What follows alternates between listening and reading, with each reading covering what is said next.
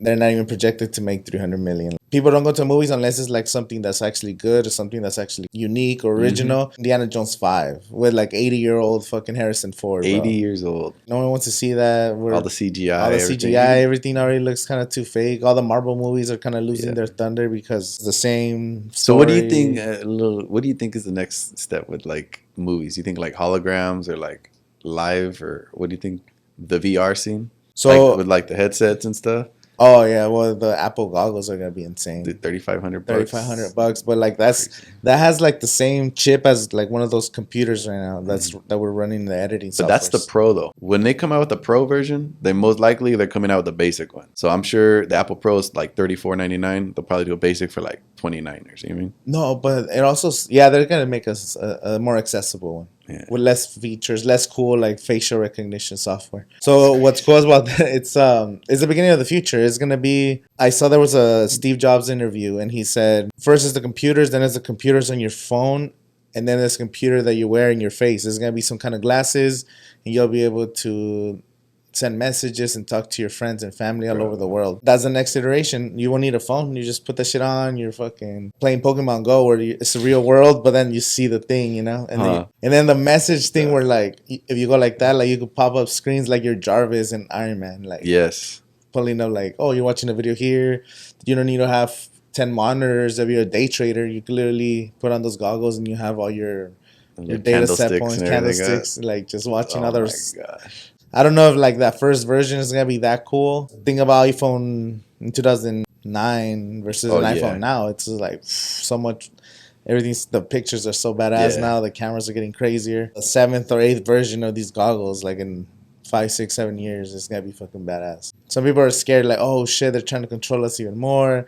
They want to keep us inside the house, this and that, whatever. But there's no stopping it. Like, might as well try to see how they can use it for your benefit. Well, even then, bro, like even without computers, like technologies, it causes a lot of disruption in different markets, right? So without a computer, there would be no remote work. There wouldn't be editors or VAs or all these, different market jobs, right? That would be created.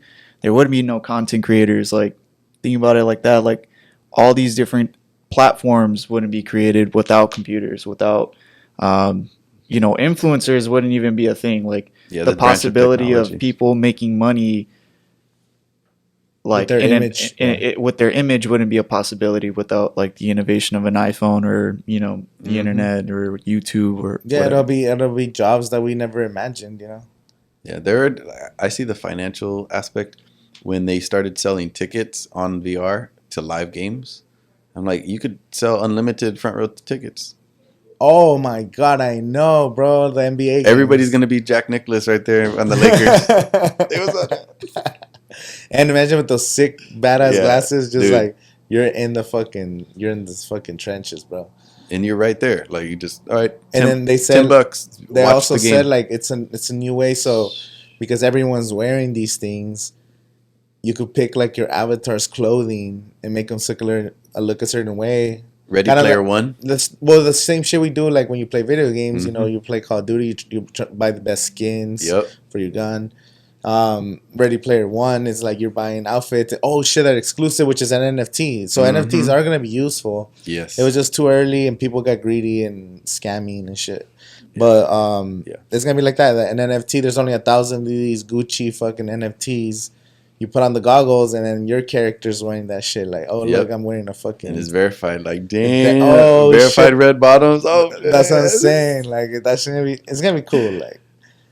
But it's more consumerism. It's like, oh, these companies are gonna make a shitload of money exploiting our weaknesses. This dude was interviewing, or Gary Vee was interviewing this dude at a Germany conference, and this guy was saying that they run tests with people. So like, they would get 100 people in like a central city, 100 volunteers. They pay them like $100, and they would put on like all these sensors on their brain and scanning their eyes, and they would have to pick up a phone. And they would show them advertisements. So they would analyze like, Asian men 18 to 35.